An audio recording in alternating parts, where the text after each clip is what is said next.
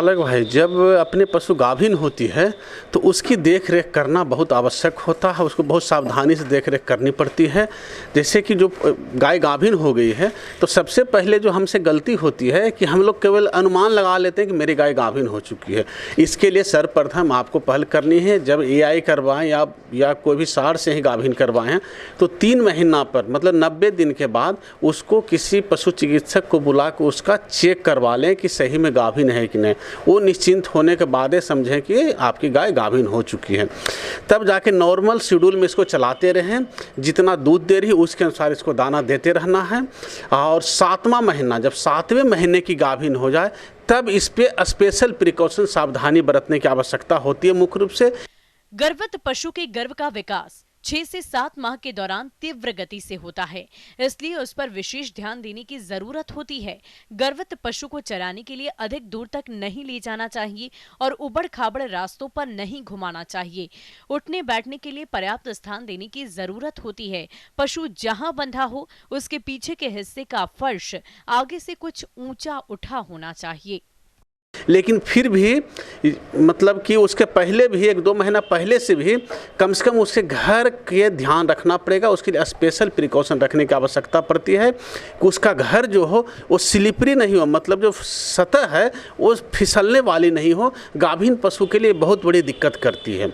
एक तो ये बात होगी, दूसरी बात होगी कि 7 महीने के बाद उसको मैक्सिमम कोशिश करें कि उसको ऐसी मतलब सूखा जगह पर ज़्यादा रखें और मुलायम जगह पर, खास करके 9वें महीने, जो 9वां महीना आ जाए कि 8 महीना पूरा हो गया है, 9वां महीना चलने लगी है, तब उसको अलग कर देना चाहिए। मतलब अलग कमरे में रखना चाहिए जहाँ पर कि मुलायम हो, ताकि एक दूसरे गाय से झगड़ा नहीं करे, एक दूसरे गाय को मारे नहीं। करना क्या है, जब तक दूध दे रही है तो उसके अनुसार दाना देना है। जो 1 किलो दूध पे 500 ग्राम दाना दी जाती है, इस हिसाब से उसको दाना मिलते रहना चाहिए। लेकिन होता क्या है कि जो गाय है उसमें 1 महीना, कम से कम 2 महीना पहले, ऐसे अब जो परिस्थिति आ गई 1 महीना पहले लोग दूध निकालना बंद कर देना चाहिए उसको। जब दूध निकालना बंद कर देते हैं, किसान भाइयों, गर्भस्थ पशु को गर्भकाल के समय पूर्ण और संतुलित आहार देना चाहिए। गर्भस्थ पशु को प्रतिदिन 25 से 30 किलो हरा चारा, सूखा चारा, 5 से 6 किलो खल्ली, 1 किलो खनिज मिश्रण, 50 ग्राम नमक, 30 ग्राम और 45 से 60 लीटर स्वच्छ और ताजा पानी प्रतिदिन पीने के लिए अनिवार्य रूप से देना चाहिए। उसके बाद क्या होता है कि हम लोग उसका दाना देना भी बंद कर देते हैं, केवल भूसे पे ले आते हैं। तो ऐसी गलती नहीं करना है, उसको दाना उतनी कंटिन्यू रखना है और धीरे धीरे अंतिम जब बच्चा देने के समय आ जाए उस समय तक दाना बढ़ाकर इतना कर देना है जितना कि सबसे अधिक दूध देती थी उस समय दाना देते थे। मिनरल की मात्रा जरूर रखें, चूँकि उसके पेट में जो बच्चे बढ़ रहे हैं उस 7वें महीने से अधिक वृद्धि करती है, तो मिनरल की मात्रा कम से कम 50 ग्राम कंटिन्यू रखें इसको, ताकि उसका हड्डी, जो बच्चे की हड्डी होती है उसको बनने में कैल्शियम फास्फोरस की आवश्यकता है, इसका मेंटेन रखें। और इसके साथ साथ इससे जो भी गाभिन पशु, इसके लिए 24 घंटा पानी की व्यवस्था रखें आप, ताकि जब इच्छा हो उसको तो साफ, स्वच्छ और मतलब फ्रेश पानी उसको उपलब्ध हो जाए, ताकि मन भर पानी पीते रहे, जिससे मतलब पशु स्वस्थ रहेगी और बच्चा भी स्वस्थ जन्म लेगी। इसके बाद आती है बच्चा देने के समय।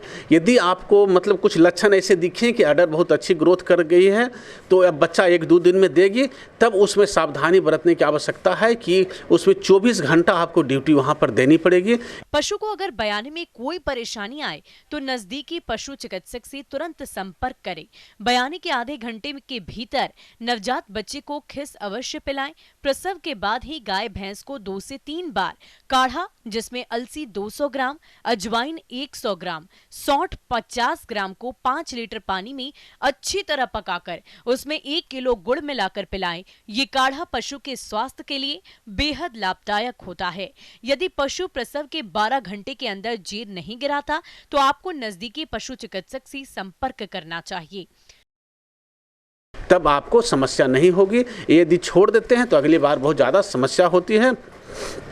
ये सब को सावधानी बरतते हुए यदि गाभिन पशु का ध्यान रखते हैं तो पशु अच्छी दूध भी देगी, अगली बार समस्या भी कम आएगी।